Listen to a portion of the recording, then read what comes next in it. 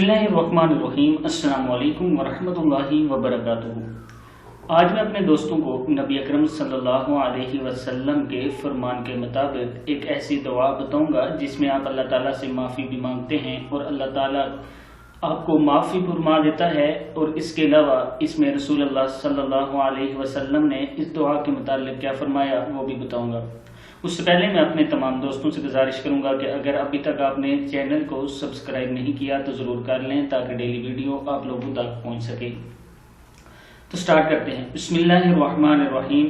اس نے کہا، اے اللہ کے رسول، یہ تو اللہ عز و جل کے لیے ہے، پس میرے لیے کیا ہے؟ آپ نے فرمایا، یوں کہو، اللہم اغفر لی وارحمنی وعافنی واہدنی وارزقنی۔ کیا ہے؟ اللہم اغفر لی وارحمنی وعافنی واہدنی وارزقنی۔ اے اللہ، مجھے معاف فرما اور مجھ پر رحم فرما، اور مجھے عافیت عطا فرما، اور مجھے ہدایت عطا فرما، اور مجھے رزق عطا فرما۔ پھر وہ آدمی پلٹ کر چلا گیا اور اس نے اپنے دونوں ہاتھوں کو مضبوطی سے باندھ کر رکھا تھا۔